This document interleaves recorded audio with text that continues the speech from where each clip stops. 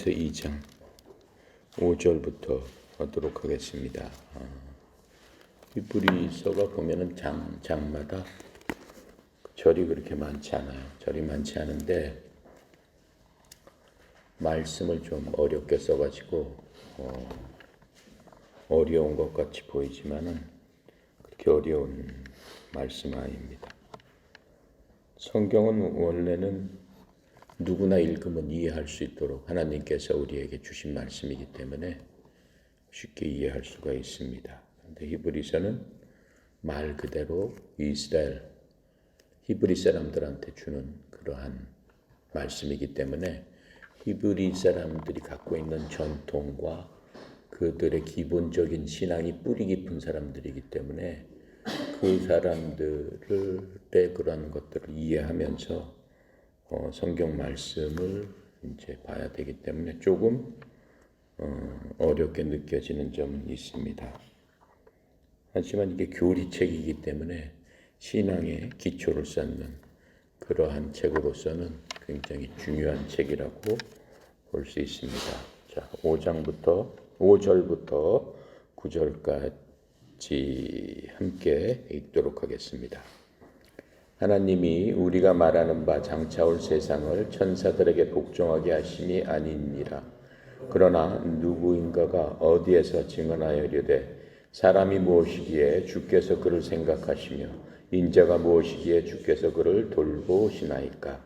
그를 잠시 동안 천사보다 못하게 하시며 영광과 존귀로 관을 씌우시며 만물을 그 발 아래 복종하게 하셨느니라 하였으니 만물로 그에게 복종하게 하셨은즉 복종하지 않은 것이 하나도 없어야 하겠으나 지금 우리가 만물이 아직 그에게 복종하고 있는 것을 보지 못하고 오직 우리가 천사들보다 잠시 동안 못하게 하심을 입은 자 곧 죽음의 고난 받으심으로 말미암아 영광과 존귀로 관을 쓰신 예수를 보니 이를 행하심은 하나님의 은혜로 말미암아 모든 사람을 위하여 죽음을 맛보려 하심이라. 자, 5절부터 보겠습니다. 하나님이 우리가 말하는 바 장차 올 세상을 천사들에게 복종하게 하심이 아니니라. 여기서 이제 이 바울이 다시 1장에 이 얘기하고 연결해 나가고 있어요. 1장에서 천사에 대해서 계속적으로 얘기를 했어요. 천사가 히브리 사람들한테는 어떠한 중요한 그러한 것이었어요. 왜 그러냐면 천사를 통해서 이스라엘 사람들, 히브리 사람들이 가장 귀중하게 여기고 살고 있는 게 율법이에요.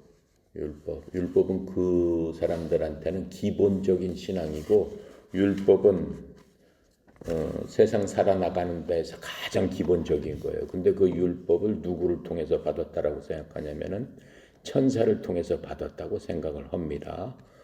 하나님께서 천사를 통해서 모세한테 주셔서 모세가 그것들을 이스라엘 백성들한테 전해주고 그 율법이 삶의 기본이 되었다라고 하는 거죠. 그래서 율법을 통해서 이 사람들이 율법대로 살려고 했었고 수천 년 동안을 율법을 갖고 살고 있는 그런 사람들이에요. 그래서 이스라엘 사람들은 히브리 사람들은 애들이 낳게 되면은 애들이 말을 띄기 시작하면서부터 율법을 가르쳤어요.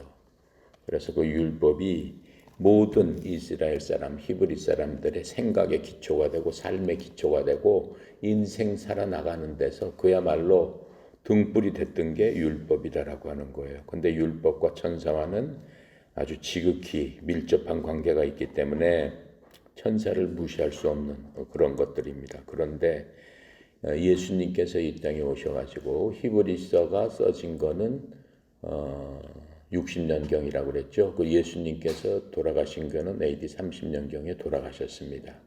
그러면서 그 30년 동안은 이방 사람들 중에서는 한 사람들도 그리스도를 믿는 사람이 없었어요.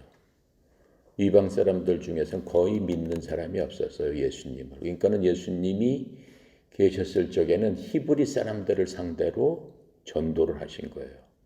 그렇다 보니까는 히브리 사람들한테는 큰 저항이 있는데 그 큰 저항에 대해서 합리적인 또 이 사람들이 이성적으로 또 믿음 가운데서 확신을 갖고 그리스도가 메시아가 예수님이신데 그 예수님이 어떻구나라는 것들을 알려주기 위해서 계속 이 서신을 쓰고 있는데 그 중에서 첫 번째로 설득이 돼야 되는 게 뭐냐면은 그리스도는 여러분들이 믿고 여러분들이 그렇게 생각하는 그 율법을 전해준 그 천사들보다 훨씬 난 분이다. 비교도 할 수 없을 정도의 그런 분이다라고 하는 것들이 일단은 정립이 돼야 돼요. 그렇지 않으면은 그 히브리 사람들을 믿음으로부터 율법의 그 믿음으로부터 구원할 수 없는 그런 거기 때문에 다시 이 천사 얘기를 시작을 하고 있는 겁니다. 자, 그래서 지금 보니까는 천사에게 복종하게 하심이 아니니라. 말이 좀 이상해요. 그러니까는 장차 올 세상을 천사들이 다스려서 천사들한테 사람들이 복종하게 하는 게 아니다라고 하는 거예요. 장차 올 세상에 대해서는 천사가 아니고 예수님, 메시아가 다스릴 것이다 라는 얘기를 지금 하고 있어요. 그래서 다가오는 세상은 두 가지 세상이 있겠죠. 예수님이 오셔서 돌아가시고 부활하신 후니까는 이제 돌아가시고 부활하신 후의 세상을 신약 세대라고 하잖아요.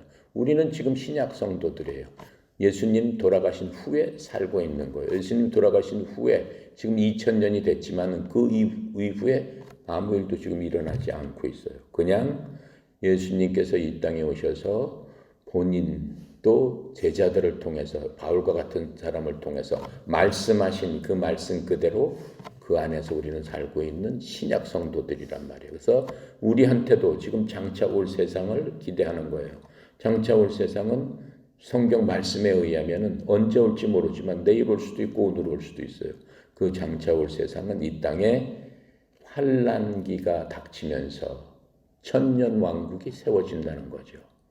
환란기 7년을 지나가면서 천년 왕국이 세워지고 천년 왕국 후에는 이 세상의 모든 질서가 파괴되면서 우리가 배웠던 대로 하나님께서 세상을 만드시고 이 세상의 질서를 위해서 이 세상의 핵력으로 꽉 잡고 계신다라고 했어요. 하나님께서 핵력으로 잡고 계시는 것을 놓는 순간 핵폭발이 다 일어나는 거예요. 모든 원자 속에 있는 모든 핵폭발이 그저께 얘기했었죠. 지난 시간에 핵폭발이 일어나면서 우주 만물은 과학적으로 봐도 그대로 다 사라져버리게 된다라고 하는 거예요. 그 말씀이 그대로 있으면서 새로운 질서를 만드시는데 그게 새 하늘과 새 땅이다라고 하는 거예요. 그것을 신천지라고 하는 거예요. 신천지가 생기게 된다라고 하는 거예요. 신천지는 좋은 겁니다. 이만희가 신천지가 아닙니다. 하나님께서 말씀하시는 신천지가 결국은 모든 사람이 가야 될 그 땅이다 라고 하는데 그 땅을 다스리는 게 결코 천사가 아니고 주님께서 그리스도께서 그 모든 것들을 다스리게 되신다라고 하는 그 말씀을 지금 강력하게 하고 계시는 겁니다. 자, 그런데 유대인들이 어떤 생각을 갖고 있었냐면은 유대인들은 예수님을 본 사람들이에요. 예수님이 요한이라는 목수의 아들로 태어나지 않았느냐. 인간 마리아, 엄마는 마리아 아니냐. 그런 데서 무슨 천사보다 어떻게 그런 귀한 분이 날 수 있느냐라고 예수님 계셨을 적에 계속 예수님을 배척했던 그러한 사람들이에요. 그러한 모든 것들이 대대로 내려와 있기 때문에 히브리 사람들이 모르겠어요. 다 알죠. 예수는 어떻고 어떠하고 어디서 자랐고 무슨 일을 했고 뭐 했고 그렇게 하는 사람인데 아니 그 예수가 모세보다도 영광이 더 없지 않느냐. 모세도 사람인데 그렇게 지금 생각을 하고 있단 말이에요. 자, 그러니까는 이 바울이 설득을 하기 위해서는 예수님은 참 사람이시다. 엄마 아버지가 있으니까. 하지만 그 예수님은 천사보다 뛰어나신 분이다 라고 하는 것들을 설명을 해야 되는 겁니다. 그래야지 히브리 사람이 믿게 되는 겁니다. 더 뛰어나기 위해서는 예수님께서 성육신에서 이 땅에 오신 분입니다. 성육신이라는 게 하나님께서 육신을 갖고 오셨다라고 하는 겁니다. 그러한 것들을 얘기할 필요성이 있기 때문에 지금 이제 얘기를 하게 되는 겁니다. 6절에 그러나 누구인가가 어디에서 증언하여 이르되 사람이 무엇이기에 주께서 그를 생각하시며 인재가 무엇이기에 주께서 그를 돌보시나이까. 이거 어디서 많이 들은 얘기 아니에요? 여호와 나의 주여. 그 노래죠. 여호와 나의 주여 주의 이름이 온 땅에 어찌 그리 아름다운지요.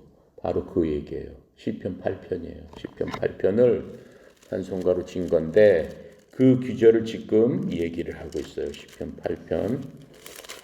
너무 아름다운 귀절이에요. 시편 8편은 다윗이 졌어요. 다윗이 언제 졌냐면은 다윗이 누구한테 이겼죠? 어린 다윗이 15살 다윗이 다윗과 골리앗이죠. 골리앗을 이긴 다음에 그때를 생각하면서 다윗이 이 시편을 그걸 지은 거예요. 다 같이 한번 읽어볼게요. 여호와 우리 주여 주의 이름이 온 땅에 어찌 그리 아름다운지요. 주의 영광이 하늘을 덮었나이다. 주의 대적으로 말미암아 어린아이들과 젖먹이들의 입으로 권능을 세우시며 이는 원수들과 보복자들을 잠잠하게 하려 하심이니이다.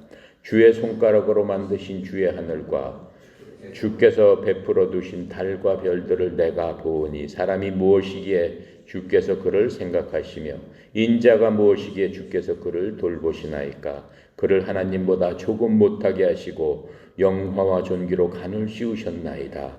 주의 손으로 만드신 것을 다스리게 하시고 만물을 그 발 아래 두셨으며 곧 모든 소와 양과 들짐승이며 공중의 새와 바다의 물고기와 바닷길에 다니는 것이니이다. 여호와 우리 주여 주의 이름이 온 땅에 어찌 그리 아름다운지요 라고 하면서 다윗이 목동 시절을 생각하면서 진 거예요.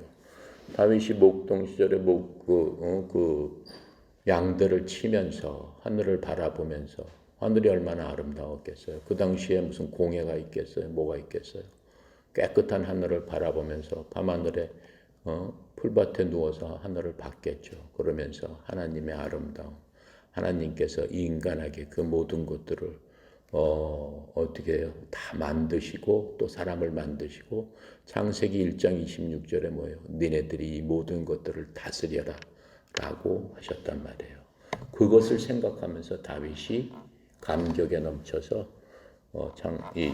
시편 8편을 지은 거예요. 그래서 지금 이 시편 8편을 여기 가져다가 쓴 거예요. 사람이 무엇이기에 주께서 그를 생각하시며 인자가 무엇이기에, 인자라는 건 사람을 얘기하는 거예요. 무엇이기에 주께서 그를 돌보시나이까. 주께서 사람들을 돌보시나이까. 이렇게 얘기를 하는 거예요. 자, 그래서 이제 여기 보면은 이 시편 8편의 4절부터 지금 이 6절을 인용한 건데 바울은 모든 것이 사람의 지배를 받게 된다라고 얘기하고 있죠. 창세기 1장 26절에 하나님께서 모든 하늘에 있는 모든 동물, 식물 모든 것들을 만들면서 하나님께서 니네들이 이 모든 것들을 어떻게 하라고 그랬어요? 다스려라라고 했어요. 그래서 사람은 사실은 하나님께서 만드신 모든 것들을 다스려야 되는 거예요. 다스릴 힘이 있는 거예요. 자, 그런데 지금 다스리고 있습니까? 못 다스리고 있죠. 다스리지 못하고 있습니다. 왜 못 다스리고 있어요? 에덴 동산에서는 그렇게 다스렸습니다. 근데 에덴 동산에서 하나님께서 지으신 그 창조 질서대로 다 다스렸지만은 인간이 죄를 지음으로 말미암아 그러한 힘을 잃어버리게 됐다라고 하는 거예요. 그래서 사람이 타락으로 인해서 사람의 완전한 통치가 좌절됐다라고 하는 것을 알 수 있습니다. 그러므로 말미암아 어떻게 이제 아담의 후손인 이 인간들은 그렇게 다스릴 수 있는 그러한 힘을 잊어버리게 된 거예요. 그래서 예수님께서 오신 겁니다. 고린도전서 15장 47절 한번 읽어볼게요. 고린도전서 15장 47절에 뭐라고 써있냐면은 283쪽이에요. 신약성경 283쪽 47절에 보니까 첫사람은 땅에서 났으니 흙에 속한 자이거니와 둘째 사람은 하늘에서 나셨느니라. 첫사람은 누구예요? 아담. 우리 인간의 조상 아담은 하나님께서 흙을 빚어서 만드신 그 아담이에요. 근데 둘째 아들은 하늘에서 나셨느니라. 이 예수님께서 하늘에부터 마리아와 요셉의 그 인간의 부모한테 난 것 같지만은 실질적으로는 마리아의 몸을 빌려서 하늘에서부터 나신 분이다라고 지금 얘기를 하고 있는 겁니다. 그래서 이 사람이 되신 예수님, 사람이 되신 구원자, 이 메시아는 잠시 동안 천사보다 조금 못하지만 세상의 모든 것을 통치할 수 있다라고 얘기하죠. 7절에 뭐라고 그랬어요? 그를 잠시 동안 천사보다 못하게 하시며 영광과 존으로 관을 씌우시며 만물을 그 아래 복종하게 하셨느니라. 자, 이게 무슨 얘기냐면 여기서 그들은 예수님이 아니에요. 사람을 잠시 동안 천사보다 못하게 하시며 영광과 존귀로 관을 씌우시며 만물을 그 아래 복종하게 하셨느니라. 그렇죠? 사람을 그렇게 만들었지만은 8절 후반에 뭐라고 써 있어요? 만물로 그에게 복종하게 하셨은즉 복종하지 않은 것이 하나도 없어야 하겠으나 지금 우리가 만물이 아직 그에게 복종하고 있는 것을 보지 못하고 만물이 우리한테 복종하고 있어요. 하나님께서 만물은 복종해야 된다라고 했는데 만물이 복종하지 못한 것들이 있어요. 예를 들어서 악한 짐승을 만나면 여러분 엎드려. 그럼 엎드려요. 멧돼지를 만났는데 멧돼지 보러 복종해. 그럼 멧돼지가 복종해요. 엎드려라. 그러면 엎드려요. 안 해요. 그냥 받아버리지. 옛날에는 그랬다라고 하는 거예요. 아담 때는. 뱀을 만났는데 뱀 보러 너 도로 기어 들어가라. 그럼 뱀이 들어가요? 그냥 물어버리지. 그렇죠? 만물이 복종하지 않는다라고 하는 거예요. 그렇죠? 그 다음에 이 모든 재앙들, 폭풍이나 비바람이나 이런 것들에 의해서 인간이 무참하게 쓰러지잖아요. 원래는 그렇게 만들어지지 않았다라고 하는 거예요. 지금 그 말씀을 하시는 거예요. 8절까지. 그래서 9절에 보니까 오직 우리가 천사들보다 잠시 동안 못하게 하심을 입은 자 곧 죽음과 고난을 받으심으로 말미암아 영광과 존귀로 관을 쓰신 예수를 보니 이를 행하심은 하나님의 은혜로 말미암아 모든 사람을 위하여 죽음을 맛보려 하심이라. 그런데 그 두 번째 아담인 예수님께서 이 땅에 오셨다라고 하는 거예요. 이 땅에 오셨는데 그 예수님은 어떠한 예수님이냐? 잠시 동안 어때? 천사보다 못하게 하셨다라고 그랬어요. 예수님을. 잠시 동안 아까는 예수님은 천사하고 비교될 수 없는 하나님이십니다. 천사를 만든 게 예수님이니까 하나님이시니까. 그런데 이 땅에 오셔서 인간으로 오신 그 동안에는 잠시 동안은 천사보다 못하게 하셨다라고 했어요. 천사는 죽을 수 있는 존재입니까? 없는 존재입니까? 천사는 죽을 수가 없는 존재입니다. 왜냐하면 천사는 영적인 존재이기 때문에 영원히 사는 존재예요. 근데 예수님께서는 인간으로 오셨기 때문에 죽어야만 되는 거예요. 천사보다 그런 면에서는 못하죠. 자, 그렇게 하고 또 예수님께서 이 땅에서 받으신 고통, 고난, 핍박, 멸시, 배고픔, 외로움, 이 모든 것들, 염려, 걱정, 이 모든 것들, 우리가 갖고 있는 모든 염려, 걱정, 근심 다 갖고 계신단 말이에요. 그거보다 더하게 당하셨기 때문에 더 많은 것들을 고초를 당하셨단 말이에요. 천사는 그런 걸 당해요? 안 당하죠. 예수님께서 인간으로 오셨을 동안에는 그 동안에는 천사보다 못한 그러한 대우를 이 땅에서 받으셨던 것들을 우리가 알 수 있습니다. 자, 그래서 이 유대인 생각은 그러는 거예요. 천사는 그런 걸 전혀 당하지 않는데 예수님은 그런 걸 당하셨지 않느냐. 그러니까는 예수님이 천사보다 못한 거죠. 어떻게 천사보다 낫다고 할 수 있느냐. 지금 이렇게 얘기를 하는 겁니다. 그런데 여기서 보니까 뭐라고 얘기해요? 이를 행하심은 하나님의 은혜로 말미암아 모든 사람을 위하여 죽음을 맛보게 하려 하심이라. 그렇게 고통을 받고 천사보다 못하게 돼서 이 땅에서 고통 받으신 것이 하나님의 은혜다라고 하는 거예요. 근데 그 은혜는 왜 우리한테는 은혜다라고 하는 거예요? 왜? 인간의 모든 희노애락을 맛보아야 될 것 아니냐. 맛보기 위해서는 인간이 겪는 모든 고통을 다 겪어봐야지 알 것 아니냐. 지금 이렇게 말씀을 하고 있는 거죠. 그래서 그 하나님께서 사람이 되신 자 그것이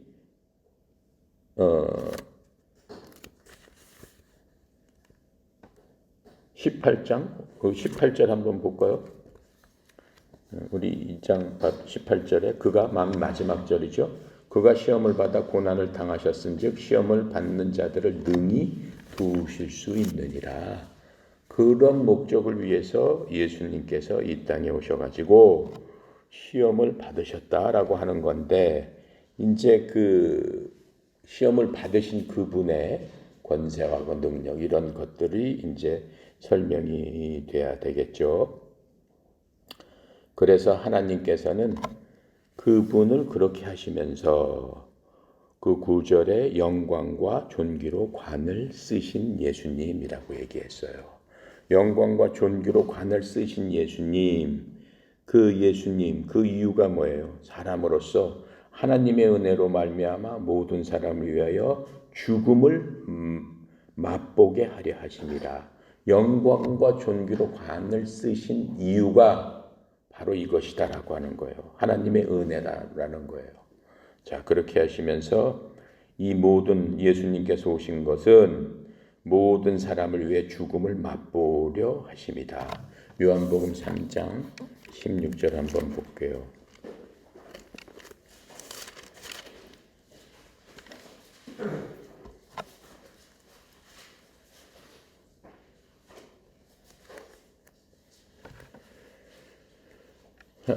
유명한 귀절이죠. 하나님이 세상 모든 사람을 이처럼 사랑하사 독생자를 주었으니 이는 그를 믿는 사람마다 멸망하지 않고 영생을 얻게 하려 하십니다.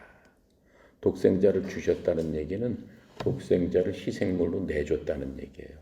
이 땅에 오시게 했다라고 하는 거예요. 그러니까는 예수님께서는 독생자이신 하나님이시다라고 지금 말씀하고 있는 겁니다. 자, 그러면서 이 하나님이 사람의 몸을 입으심으로써 하나님의 원래 창조 계획을 지금 이루시고 사람의 위치를 회복시키시겠다라고 하는 거예요.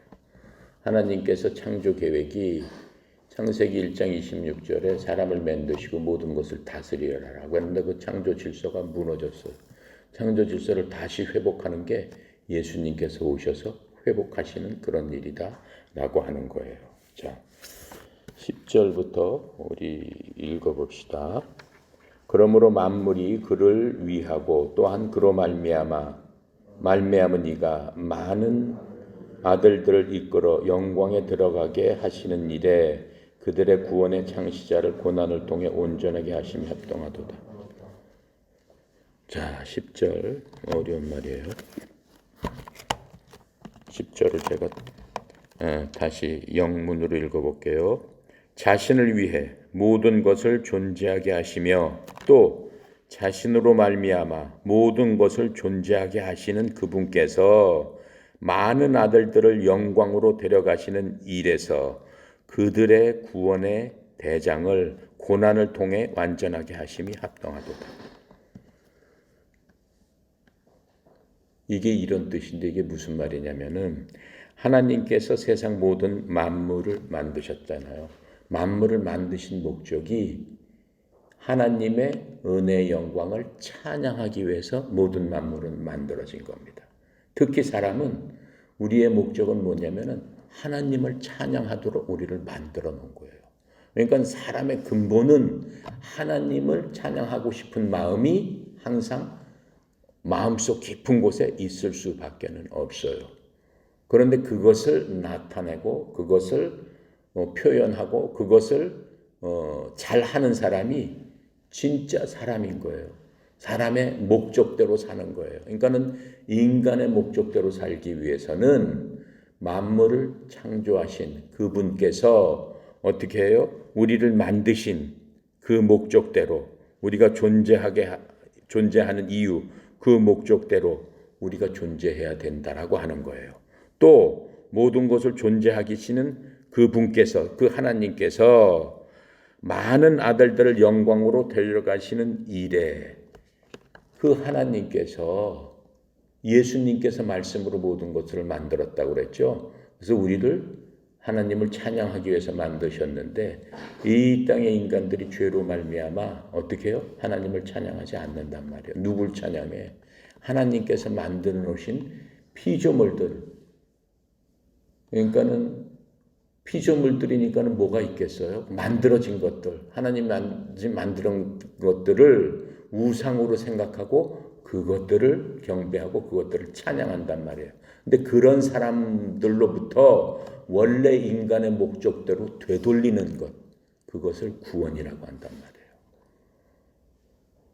근데 그 구원을 이루는 그분, 지금 그것을 얘기하고 있는 거예요. 구원을 이루는, 그래서 그 아들들을 영광으로 데려가시는 일에서, 영광으로 데려간다는 일이 뭐예요? 원래 인간이 인간의 목적대로 쓰임을 받아야지만 그게 그 사람한테 영광이 되는 건데, 그렇게 못했던 그러한 사람들을 원래 목적대로 데려가는 일, 그것이 영광이다라고 하는 거예요. 그래서 이 영광을 데려가는 일에서 그들의 구원의 대장이 누구예요? 예수님이잖아요. 예수님을 통해서만 인간이 인간성을 회복할 수 있다라고 하는 거예요. 인간이 원래 만들어진 목적대로 돌아갈 수 있는 유일한 길은 예수님을 통하지 않고는 안 된다라고 하는 거예요. 근데 그렇게 하기 위해서는 그 대장, 그 예수님, 그 구원자가 무엇을 가져야 되냐면은 고난을 통해야 된다라고 하는 거예요. 그러니까 인간을 구원하기 위해서는 그냥 하나님께 오셔서 내가 말을 이렇게 했으니까 니네 이렇게 해야 될 거 아니냐. 아니면 니네 혼날래? 이렇게 해서는 안 된다라고 하는 거예요. 인간이 인간을 구원하기 위해서는 어떻게 해야 돼요? 예수님은 참으로 인간으로 오셨기 때문에 내가 옆 사람을 이해한다? 어떻게 이해를 하겠어요? 나는 막 돈이 많고 가진 게 다 있어. 전혀 어려움이라는 거는 몰라. 가난한 사람 보고 돈이 없어서 먹을 게 없어서 굶어 죽겠습니다. 그랬더니 뭐라고 그래? 라면 사 먹으면 되지. 왜 굶어 죽어? 이런단 말이에요. 라면 사 먹을 돈이 없다는 그런 사정과 형편을 모른단 말이에요. 근데 그런 사람이 어떻게 사람을 구원하겠느냐라고 하는 거예요. 그래서 인간으로 오신 하나님이지만 그분이 뭐가 필요하다? 고난이 필요하다라고 지금 얘기를 하시는 거예요. 그래서 고난을 받아야만 된다라고 얘기하는 거예요. 근데 그 고난이 대부분 왜 오는 거예요? 인간이 고난을 받게 된 이유는 뭐 때문에 우리가 이렇게 고난을 받게 됩니까? 아까 창세기 1장 26절에 사람이 어떻게 돼야 되는 거예요? 우주 모든 만물을 다스려야 된단 말이에요. 고난이라고는 상관이 없잖아요. 근데 죄로 인해서 그런 모든 것들을 잊어버렸는데 죄가 고난의 길이다라고 하는 거예요. 근데 예수님께서 고난을 받으셔야 되는데 죄 때문에 고난을 받으시는 게 아니다. 예수님은 이 인간의 고난, 이 인간의 그 모든 것들을 체험하시기 위해서 받는데 체험하시는 이유는 이 인간을 구원하시기 위해서 체험을 하셔야 된다라고 하는 거예요. 예를 다 하나 들어본다면 이거예요. 사람하고 개미가 있는데 사람이 개미한테 아무리 얘기하면 개미가 알아들어 못 알아들어. 못 알아들어요. 어떻게 개미가 사람 말을 알아듣겠어요? 사람이 댕기는 개미한테 우주에 대해서 얘기하고 비행기에 대해서 얘기하고 배에 대해서 얘기하고 개미가 어떻게 알아들어? 못 알아듣죠. 개미한테 알아듣게 하기 위해서는 어떻게 해야 돼? 개미가 되는 수밖에 없지. 개미가 돼가지고 개미 말로 얘기해야 될 거 아니야. 우주는 어떻단다. 뭐 비행기라는 게 있다. 배라는 게 있다. 뭐가 있다. 세상은 어떻다. 이렇게 얘기해 줘야 될 거 아니냐. 라고 얘기하는 거예요. 그래서 예수님께서는 고난을 당하셔야만 된다라고 하는 거죠. 그래서 메시아의 고난의 필요성에 대해서 지금 이 10절에서 이렇게 이 얘기를 하는 거예요. 그래서 이 고난을 통해서 온전하게 된다라고 하는 거예요. 고난을 습득을 해야만 예수님께서 구원자로서 온전하게 이해를 하실 수 있다라고 하는 거예요. 그러니까는 인간이 겪는 불행을 예수님도 겪어야지만 그 마음 속에서 인간에 대한 긍휼한 마음, 인간을 갖다가 사랑하는 마음, 그 모든 것들을 체험하실 수 있다라고 하는 거예요. 그래서 고통과 죽음을 통해 속죄를 이룰 수 있다라고 하는 거예요. 자, 히브리서 5장 8절 9절 우리 한번 다시 한번 한 장 넘겨보세요. 8절 9절 그가 아들이시면서도 받으신 고난으로 순종함을 배워서 온전하게 되셨은즉 자기에게 순종하는 모든 자에게 영원한 구원의 근원이 되시고 고난을 통해서 순종함을 배웠다라고 해요. 누구한테 뭐한테 순종해? 하나님한테 순종하는 것을 예수님도 고난을 통해서 배우셨다라고 하는 거예요. 예수님은 하나님이시기 때문에 고난이라는 것을 모르시죠. 고난이라는 게 있을 수가 없는 거죠. 경험이 없기 때문에 전혀 모르는 거예요. 사랑과 그리고 사람의 시험과 유혹을 예수님은 다 이겨내신 거죠. 자, 그래서 아까 18절에 다시 한번 볼게요. 그가 시험을 받아 고난을 당하셨은즉 시험 받는 자를 능히 도울 수 있느냐. 어느 경우에 이렇게 시험을 받는구나. 그럴 적에는 어떻게 해야 된다라고 하는 것들을 전부 코치해 주실 수 있다라고 지금 말씀하고 계시는 겁니다. 또 4장 15절 때 볼게요. 4장 15절 우리에게 있는 대제사장은 우리의 연약함을 동정하지 못하실 리가 아니요 모든 일에 우리와 똑같이 시험을 받으신 이로되 죄는 없으시니라. 대제사장이 누구예요? 예수님이 대제사장이 되신 것들을 이제 우리가 알 수 있습니다. 그래서 그리스도는 모든 면에서 참 사람이십니다. 진정한 사람이시다라고 하는 거예요. 하지만 어때요? 참 하나님이시기도 하다라고 하는 거예요. 11절 거룩하게 하시는 이와 거룩하게 함을 입은 자들이 다 한 근원에서 난지라. 그러므로 형제라 부르기를 부끄러워하지 아니하시고 예수님께서 부끄러우시지 않으셨다라고 하는 거예요. 거룩하게 하시는 이가 뭐예요? 예수님이죠. 예수님을 통해서 우리는 거룩하게 되는 거예요. 히브리서 10장 10절 볼까요?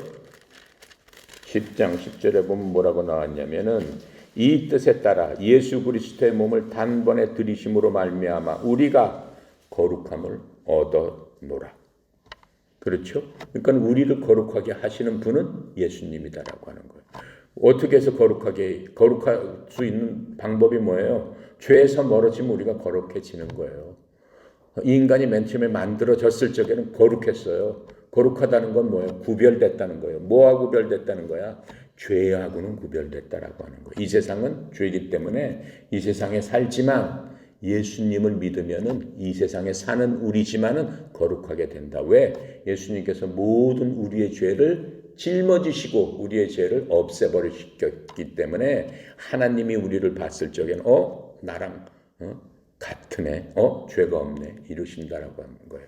그러므로 말미암아 우리를 거룩하게 됐고 우리를 거룩하게 하신 분 그분이 예수님이다라고 지금 10장 10절에 얘기하고 있죠. 그렇게 하고 거룩함을 입은 자들 바로 우리죠.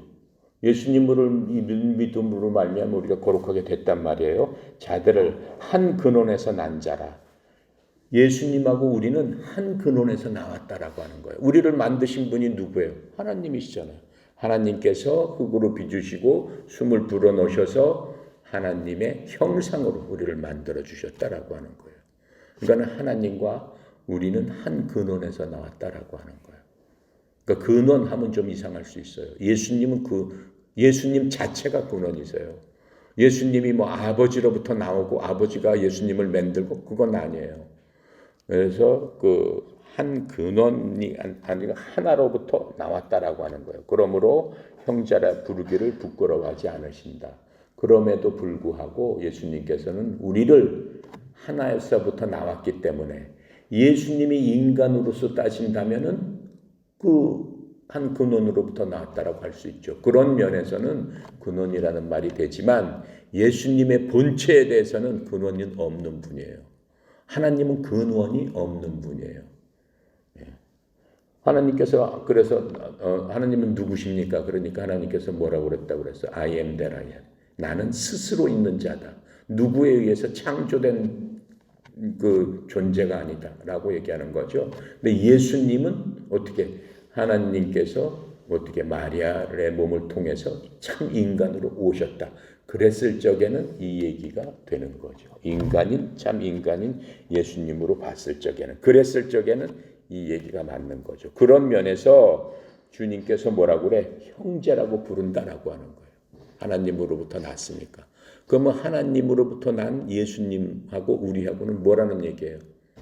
형제라는 얘기예요. 브라더라는 얘기예요. 하나님이시면서 그런 면에서는, 인성적인 면에서는 형제가 됐다라고 얘기하는 거예요. 그러면서 이르시되 12절에 내가 주의 이름을 내 형제들에게 선포하고 내가 주를 교회 중에서 찬송하리라 하였으며, 이 12절은 성경 구절을 다시 갖고 온 겁니다.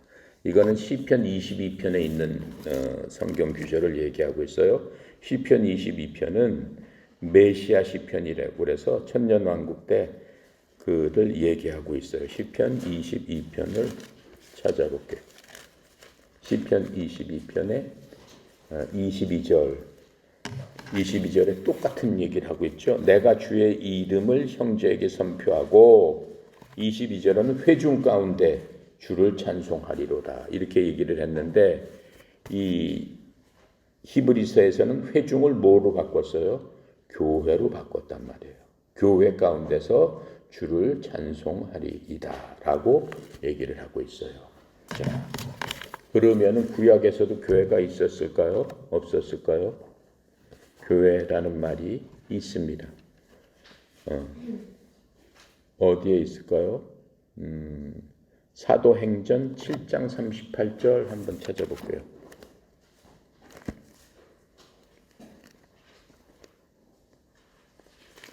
사도행전 신약 196조 6페이지에 있죠. 7장 38절에 보니까 시내산에서 말하던 그 천사와 우리 조상들과 함께 광야 교회에 있었고 또 살아있는 말씀을 받아 우리에게 주던 자가 이 사람이라. 그러죠? 광야 교회에 있었다라고 얘기하네요. 시내산에서 말하던 그 천사와 우리 조상들과 함께 광야 교회에 있었고, 그러니까는 그 모여있던 그 사람들을, 회중들을 지금 광야 교회라고 표현을 하고 있습니다. 자, 그러면 교회라는 게 과연 뭘까요? 지금도 우리가 교회 다니고, 교회가 뭐 5만 개가 있죠.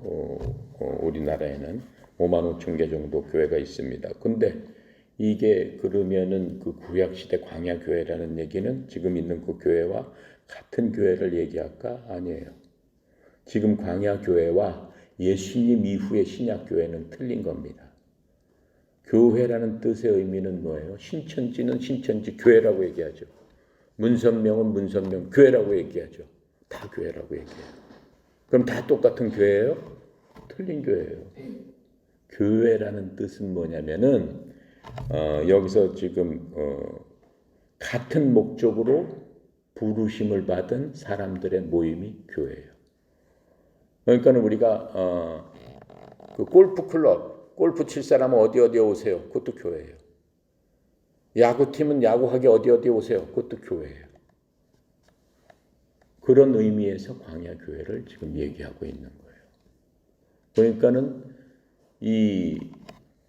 우리가 다니는 그런 교회의 의미, 예수님을 주인으로 삼고 예수님이 우리 머리가 되시고 우리가 예수님의 지체가 돼서 예수님하고 연합해서 지금 성경에 보면은 그리스도하고 형제라고 얘기했잖아요. 그러한 의미의 교회, 그런 교회는 무슨 교회냐면은 마태복음 16장 18절의 교회를 의미하는 거예요. 마태복음 16장 18절 신약성경 27페이지에 있죠. 자, 16장 18절 읽어볼게요. 또 내가 네게 이르노니 너는 베드로라. 내가 이 반석 위에 뭘 세우리라? 내 교회를 세우리니 어떻게? 음부의 문이 이기지 못하리라. 지옥의 문이 이기지 못하리라. 음부의 권세가 이기지 못하리라. 이렇게 얘기를 하고 있어요. 여기서 이 반석 위에 뭘 세워? 내 교회를 세우리니. 그냥 교회가 아니고 그 앞에 내 교회를 세우리니. 예수 내 교회를 세우겠다라고 얘기하는 거예요. 문선명이 내 교회가 아니고 뭐 이만희 교회가 아니고 예수 내 교회를 세우겠다라고 얘기하는 거예요. 그러니까 신약 교회는 예수 내 교회가 세워져야 된다라고 하는 거예요. 베드로한테 한 얘기예요. 그러면서 내가 앞으로 그 교회를 세우겠다라고 하면서 교회가 언제 세워져요? 사도행전 2장에 보면 교회가 세워지기 시작합니다. 처음에 교회가 이제 세워지기 시작. 예수님 돌아가신 후의 얘기예요. 지금 이 얘기는 구약 때 얘기예요. 예수님이 돌아가시기 전에는 구약이라고 그랬어요. 구약 때 교회에 대한 얘기가 있는데 지금 예수님께서 확실하게 예수 내 교회는 그렇게 정의를 해주는 거예요. 여기서 왜 이런 얘기가 나왔어요? 예수님하고 제자들이 모여 있는데 예수님께서 제자들한테 물어봤어요. 얘들아, 사람들이 나에 대해서 뭐라고 말하느냐 그랬더니 베드로가 딱 나서서 주는 그리스도시요 살아계신 하나님의 아들이십니다. 그랬더니 그 말을 받아서 그래, 네 말 위에 내가 내 교회를 세우리라 이렇게 말씀하신 거예요. 너는 베드로라.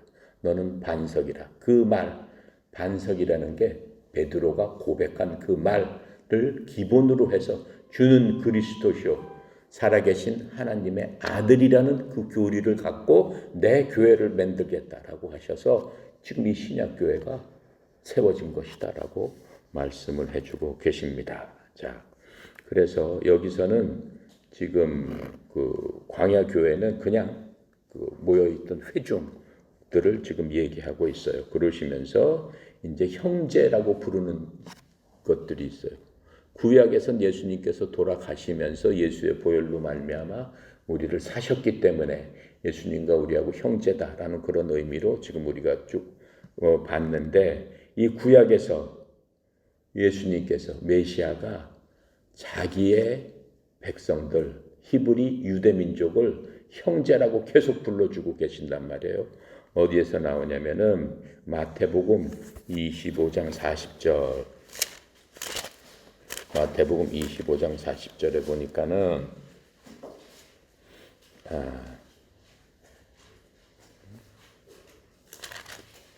40절 임금이 대답하여 이르시되 내가 진실로 너희에게로는 너희가 여기 내 형제 중에 지극히 작은 자 하나에게 한 것이 곧 내게 한 것이니라 이렇게 얘기한다라고 얘기하는 거예요.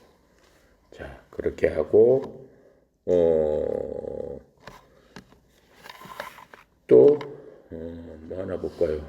28장 10절 뒤 구장만 넘겨서 28장 10절에 보니까 예수님께서 이르시되 무서워하지 말라 가서 내 형제들에게 갈릴리로 가라 하라 거기서 나를 보리라 라고 하면서 그 제자들한테 또 내 형제라고 얘기를 해주셨어요. 자, 이렇게 하는 규절들이 여럿 있습니다. 자, 그렇게 하고 13절 한번 보도록 합시다. 13절에 또다시 내가 그를 의지하리라 하시고 또다시 볼지어다 나와 및 하나님께서 내게 주신 자녀라 하셨으니 여기서 또다시 내가 그를 의지하리라 이것도 이사야서에 있는 말씀을 지금 메시아에 대한 예언인데 그 메시아에 대한 예언을 인용하셔서 말씀을 하고 계세요. 이사야서 8장 17절에 있는 말씀이에요. 여기서 뭐라고 얘기해? 내가 예수님께서 그를 의지하리라. 하나님을 의지하리라라고 해요. 예수님이 하나님이신데 뭔 하나님을 또 의지하겠어요? 하나님을 의지하겠다는 거예요. 뭘로써? 인간으로 오셨기 때문에 인간으로 계시는 그동안에 내가 하나님을 의지하리라. 이렇게 말씀을 해주시는 거예요. 근데 이 말씀은 이사야서 8장 17절에 있는 말씀을 인용하면서 얘기하시는 거예요. 그 다음에 또 볼지어다 나와 및 하나님께서 내게 주신 자녀라. 이것도 이사야서 8장 18절에 자녀들을 갖다가 예수님한테 맡기셨다라고 얘기를 하는 거예요.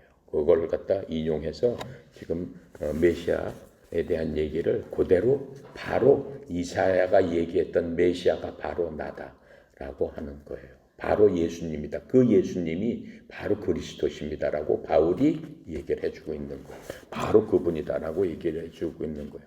그런데 이 히브리서의 특징은 구약의 얘기를 굉장히 많이 이렇게 갖다 씁니다. 갖다 쓰는 이유는 히브리 사람들은 구약하고는 너무 친밀하게 잘 알고 있어요. 그러니까 이해가 훨씬 빠른 거예요. 우리는 구약의 얘기를 갖다 쓰면 그 배경을 모르고 역사적인 걸 모르고 상황을 모르기 때문에 이해하기 어렵지만 히브리 사람들한테는 구약 얘기는 그냥 뭐 항상 듣는 얘기이기 때문에 상황을 잘 알고 있어서 이렇게 갖다 쓴 겁니다. 14절 사람은 혈과 육에 속하였음에 그도 또한 같은 모양으로 혈과 육을 함께 지니심은 죽음을 통하여 죽음의 세력을 잡은 자 곧 마귀를 멸하시며 이 14절 얘기가 맞는 얘기예요. 여러분 가만히 생각을 해보세요. 자녀들은 혈과 육에 속하였음에 그게 무슨 뜻이야? 사람들은 뭘로 만들어졌어? 혈과 육이잖아요. 육체가 있고 피가 있잖아요. 그게 없으면 생명이 안 되는 거죠. 혈과 육으로 우리가 부모님으로부터 태어나게 되는데 복중에서 혈과 육이 형성이 되잖아요. 10개월 동안. 그래서 응애하고 사람 형체로 나온단 말이에요. 그게 혈과 육으로 만들어졌다라고 하는 거예요. 만들어졌음에 그도 또한 예수님도 또한 그리스도 또한 같은 모양으로 혈과 육에 함께 지녔다. 예수님도 마리아의 그 태중에서 10개월 동안 있는 건 분명해요. 응애하고 아기처럼 태어났어요. 마구간에서 태어났어요. 베들레헴 마구간에서 태어나셨는데 마리아하고 누구죠? 아버지? 요셉하고 를 받아가지고 거기서 태어난 거예요? 예수님이? 그렇게 태어나셨어요? 어떻게 태어나셨어요? 예수님이 우리가 사도신경에 보면 동정녀 마리아에게 나시고 이렇게 얘기를 하죠. 동정녀 마리아, 버진 메리, 처녀 마리아한테 나셨다라고 얘기했어요. 처녀 마리아한테 날 수가 있어 사람이? 그렇죠? 의학적으로 날 수가 있어요. 처녀가 아기를 낳았다? 그 말이 돼, 안 돼? 안 되는 얘기죠? 안 되는 얘기예요. 근데 예수님은 처녀 마리아에게 나시고 그랬는데 처녀 마리아에게 나셨는데 혈과 육을 함께 지니셨어요? 안 지니셨어요. 그렇죠? 여자가 결혼을 안 하면 아기를 낳을 수가 없어요. 결혼을 안 해도 다들 아기를 하나씩 낳아요. 때가 되면은 낳을 수가 없어요. 남자를 알아야지만 나는 거예요. 왜? 남자의 난자와 정자가 결합돼서 거기서 DNA, 이 합성이 돼가지고 인간의 씨가 태어난단 말이에요. 그럼 그거를 통해서 뭐가 만들어지는 거예요? 인간이 만들어지는데 인간의 기본적인 피가 만들어진다라고 얘기하는 거예요. 남자 없이는 피가 만들어지지 않기 때문에 생명이 만들어지지 않기 때문에 피는 생명이라고 그랬잖아요. 우리가 배웠잖아요. 레위기서에서. 피 속에 생명이 있느니라. 생명이 만들어지지 않기 때문에 사람이 만들어질 수 없는 거예요. 그러니까 이 성경 구절은 틀렸단 말이에요. 같은 모양으로 혈과 육을 함께 지녔다. 예수님이. 틀린 성경책이에요. 이 책은. 어떻게 해야 돼?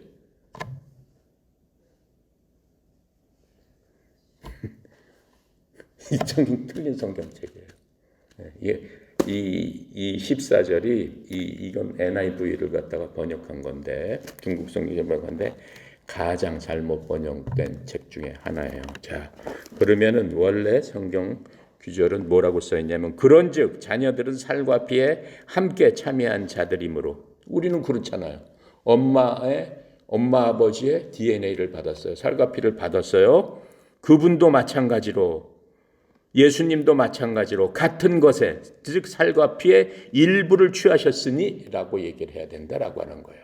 살과 피 중에서 살만 취하셨다라고 얘기해야 되는 거예요. 그 피, 나머지 피는 뭐예요? 성령으로 잉태하게 하셨다라고 했으니까 하나님의 피로 말미암아 나오신 거지, 인간의 피는 한 방울도 받으신 게 없다라고 하는 거예요. 만약에 인간의 피로 받으셨다면은 예수님께서 메시아가 될 수 없다라고 하는 거죠. 왜 그래? 예수님께서, 하나님께서 어떻게 된 거예요? 우리가 죄성을 갖고 태어난다고 그랬죠. 아담을 통해서. 그 죄성을 갖고 태어나게 되는 거는 아담의 DNA, 아담의 피 속에 죄악이 들어갔다라고 하는 거예요. 그러니까 인간의 피는 죄가 항상 유전되는 피다라고 하는 거예요. 그러니까 모든 사람은 죄성을 갖고 태어난다라고 하는 거예요. 죄를 짓고 싶어 하는 마음, 그게 죄성이에요. 근데 하나님의 피에는 그게 없기 때문에 죄하고는 관련이 없으신 거예요. 죄를 짓고 하고 싶은 마음, 유혹당하고 싶은 마음, 그런 것들이 아무것도 없는 게 하나님의 피단 말이에요. 그래야지만 죄 없는 피로서 어떻게 우리의 죄를 대속할 수 있다라고 하는 거예요. 우리가 출애굽기에서 배운 게 뭐예요? 제사장한테 갈 적에 죄가 없는 양이나 송아지를 데려다가 제사장한테 드려라. 그래서 그 죄 없는 송아지나 양한테 머리를 얹고 손을 얹고, 왜 손을 얹어요? 우리의 죄를 죄 없는 데다가 뒤집어 씌운단 말이에요. 그래서 우리의 죄를 대신해서 속죄할 수 있어야 된단 말이에요. 근데 이미 죄가 있는데 어떻게 우리의 죄를 대신 속죄할 수 있냐라고 하는 거예요. 죄가 있으면 죽어야 되는데, 그렇죠? 죄가 있으면은 그냥 죽는 더러운 건데, 꾸정물인데, 꾸정물에다가 뭘 꾸정물을 더해봤자 또 꾸정물이잖아요. 내게 없어지지 않는다라고 하는 거예요. 있을 수 없다라고 하는 거예요. 그러니까 이 규절은 일부를 취하셨다라고 얘기해야 되는 거예요. 그러니까는 하나님의 그 살 중에 일부를 취하셨다라고 얘기를 하는 거예요. 영어로 보면은 뭐라고 써 있냐면은 furthermore than as the children are partake of flesh and blood. 아이들은 살과 피를 참여했고 가졌고, he also himself likewise took part of the same. he, 예수님도 also, 또한 그 자신이 took, take part of the same, 같은 것의 일부를 가졌다. 같은 것이 뭐예요? 살과 피의 어파트만 가졌다라고 하는 거예요. 둘 다 갖지 않았다라고 하는 거예요. 살만 가지셨다라고 성경은 얘기하고 있다라고 하는 거예요. 근데 그것을 똑같이 가졌다라고 그렇게 번역해버리면은 이 완전히 교리가 안 맞는 거예요. 될 수가 없는 거예요. 자, 그래서 이 부분은 굉장히 중요한 겁니다. 이해하셨죠? 예. 자, 그렇게 하고 15절에 곧 죽기를 무수함으로 한평생 매여 종로로 타는 모든 자를 놓아주려 하심이라. 자, 그래서 죽음을 통해서 어떻게 하시겠다라고 하는 거예요? 마귀를 멸하시겠다라고 하는 거예요. 마귀가 갖고 있는 그 최고의 무기가 뭐예요? 죽음이에요. 인간을 향해서 마귀가 갖고 있는 무기는, 사람은 원래 죽을 수 있는 존재예요? 없는 존재예요? 불멸의 존재입니다. 우리가 하나님의 형상으로 지으심을 받았다는 건 뭐냐면은, 하나님은 불멸의 존재이기 때문에 똑같은 이미지로 우리도 불멸의 존재인데 죄를 통해서 우리 육신이 죽게 됐다라고 하는 거예요. 하나님께서 생명나무하고 선악과를 아는 나무 두 가지를 두셨어요. 뭘 먹지 말라고 그랬어요? 선악과는 먹지 말라고 그랬어요. 생명나무는 먹어도 된다라고 하는 거예요. 생명나무는 뭐예요? 영원히 사는 거예요. 영원히 사는 거. 육체가 죽지 않고 영원히 사는 거. 육체도 죽지 않게 하시기 위해서 생명나무를 주신 거예요. 그때 아담이 생명나무를 먹었으면 우리가 끝까지 사는 거예요. 끝까지. 지금 우리는 아기에 불과한 거예요. 우리가 사는 게 수억 년 계속 사는 거예요. 그런데 뭘 먹어? 생명나무는 내버려 두고 선악과만 먹은 거잖아요. 그러니까 하나님께서 뭐라고 하셨어? 저 생명나무도 먹을까 걱정된다. 어떻게? 나무를 지켜라 라고 해가지고 죄를 진 이후에는 생명나무를 못 먹게 하신 거예요. 근데 실질적으로 인간은 영원히 살 수 있는 그런 존재로 만들어 주셨는데 죄로 인해서 인간이 죽게끔 됐는데 영원히 살 존재가 죽게끔 됐으니까 제일 두려운 게 죽는 거란 말이에요. 근데 사탄이는 어떻게 하나님의 창조물을 파괴하기 위해서 하나님과 대적하는 존재가 사탄이잖아요. 그러나 하나님께서 사랑하는 인간들을 파괴시키는 그 공작을 핀 거란 말이에요. 하나님께서 인간을 만들자마자. 그래서 인간한테 계속적으로 공격하는 거예요. 뭘 갖고? 죽음을 갖고. 여러 가지 종류가 있잖아요. 너 어떻게 하면 죽는다. 너 병 걸려서 죽는다. 사고 나서 죽는다. 뭐해서 죽는다. 뭐해서 죽는다. 그래서 인간한테 큰 어떠한 고통을 주는 것이 바로 죽음의 공포입니다. 자, 그렇게 해서 이러한 그 평생 동안 이 공포를 안고 살아가도록 마귀는 공격을 하는 거고, 이 죽음의 원인인 죄를 하나님께서는 어떻게 하시는 거예요? 제거하시는 거예요. 제거하시는 거. 네. 고린도전서 15장 54절 한번 볼게요.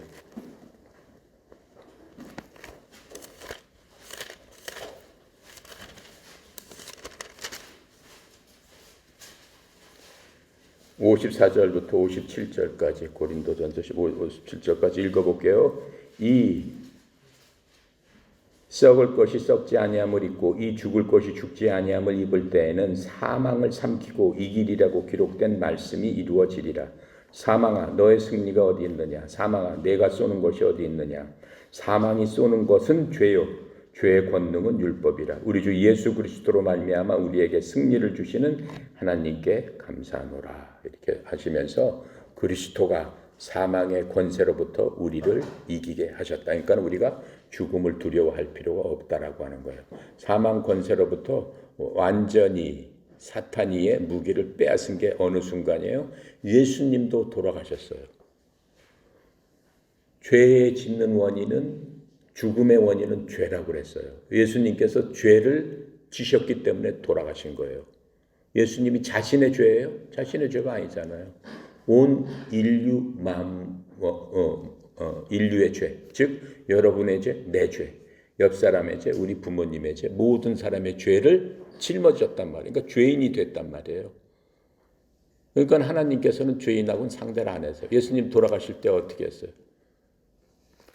나의 하나님 나의 하나님 어찌하여 나를 버리시나니까. 그렇게 부르짖었지만 대답을 해요 안 해요? 예수님께서 모른다.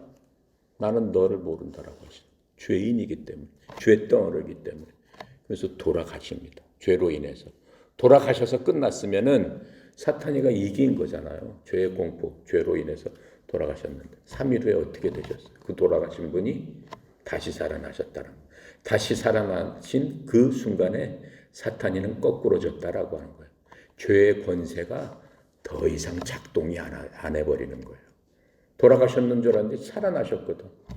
마귀가 꼼짝을 못한다라고 하는 거예요. 죄의 권세가 이제 작동을 못하게 되는 그런 것들을 예수님께서 보여주시면서 죄로부터 어떻게 자유로워져야 된다라고 말씀을 하세요. 자, 그래서 이 16절에 이는 이제 16절 이는 확실히 천사들을 붙들어 주려 하심이 아니요 오직 아브라함의 자손을 붙들어 주려 하심이래요. 뭔 소리예요? 모르겠죠? 이것도 잘못된 해석이에요. 16절을 갖다가 그 원문대로 하면 진실로 예수님께서는 자기 위에 천사들의 본성을 취하지 아니하시고 자기 위에 아브라함의 씨를 취하셨도다. 이렇게 얘기하는 거예요. 왜 그래? 천사의 본성을 취했으면 예수님께서 돌아가실 수 있어요? 없어요? 없어요. 예수님께서 안 돌아가시게 되면은 죄에 대해서 그 고난, 우리 인간의 어떠한 그 여러 가지 희노애락, 생사하고 이런 모든 것들을 체험하실 수 있어요? 없어요. 천사는 그냥 보고만 있는 거예요. 천사는 영적인 존재이기 때문에 그냥 보고만 있는 거예요. 예수님처럼 그것들을 체휼하셔가지고 우리를 도우실 수 없다란 말이에요. 그러니까 천사의 본성을 취하지 않으시고 아브라함의 씨를 취하셨다. 즉 참 인간으로 되셔서 우리에게 은혜를 베풀어 주시려고 인간의 모든 것들을 채율하셨다라고 말씀을 하고 계시는 겁니다. 17절 그러므로 그가 범사의 형제들과 같이 되심이 마땅하도다. 이는 하나님의 일에 자비하고 신실한 대제사장이 되어 백성의 죄를 속량하려 하십니다.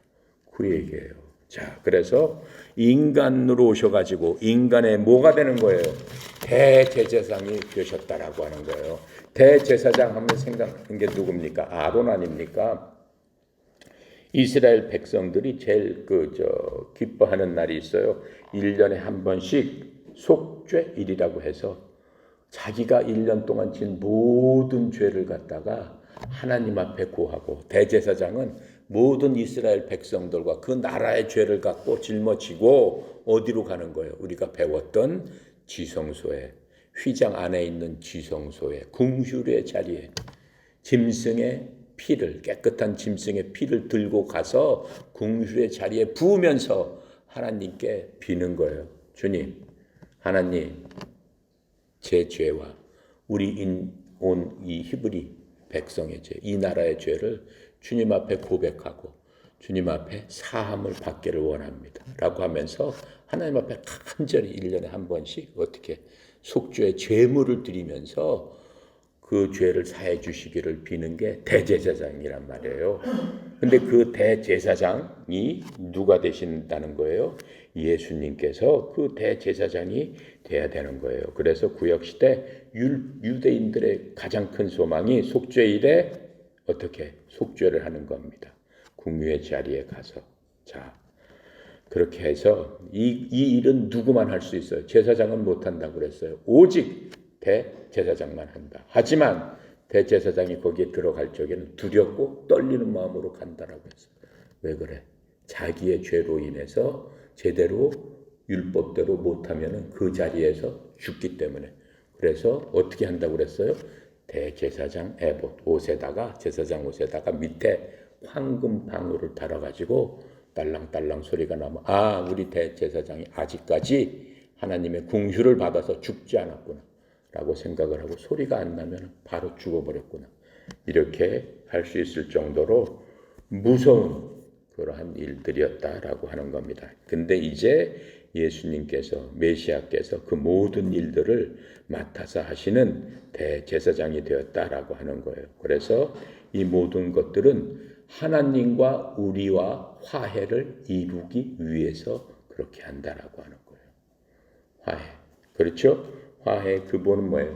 속죄를 이루기 위해서 한다라고 하는 거예요. 우리가 하나님과 하나가 돼야 된다라고 하는 거예요. 속죄의 기본 뜻은. 우리가 하나님하고는 하나가 안 돼. 구원을 못 받은 사람은 하나님하고 하나가 안 되기 때문에 하나님 곁에 못 가는 거예요. 뭐가 막혀져 있어? 하나님하고 구원 못 받은 사람 사이에는 큰 벽, 장벽이 가로막혀 있어요. 38선처럼 못 넘어가는 거예요. 뭐예요? 바로 죄다라고 하는 거예요. 그래서 속죄라는 뜻은 영어로는 하나가 된다. at one month, atonement라고 해서 at one month, 하나로 이루어진다. 그게 바로 속죄의 뜻이 되는 겁니다. 자, 그래서 이제 그 18절에 그가 시험을 받아 고난을 당하셨은즉 시험을 받는 자들을 능히 도우실 수 있느니라. 그래서 예수님께서 고난을 받으신 그 뜻이 무엇인가?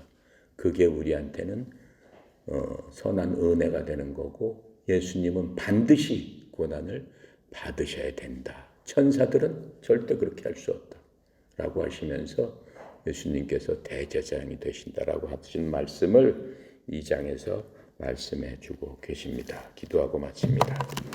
감사시오 거룩하신 하나님, 참으로 은혜 감사합니다. 저희들이 무엇이간데 주께서 이 모든 것들을 다스릴 수 있는 권세를 주셨고, 또 우리로 하여금 하나님의 영광에 참여할 수 있도록 모든 것을 주셨지만, 참으로 인간이 어리석어서 그 모든 것을 잊어버리고 원수 마귀를 따라 그 원수 마귀의 자녀가 되어서 이 세상에서 보이는 것, 느끼는 것, 그저 만져지는 것대로 살다가 하나님과 멀어지는 그러한 존재가 됐습니다. 그래도 하나님께서 그러한 인간들을 불쌍히 여기시고 긍휼히 여겨주셔서 우리 주 예수 그리스도가 말씀이 육신이 되어서 이 땅에 오심으로 말미암아 또 오셨을 뿐만 아니고 십자가에서 우리의 모든 죄를 짊어지시고 돌아가심으로 말미암아 이제 우리의 모든 죄가 예수님으로 말미암아 깨끗하게 속죄함을 받은 저희들임을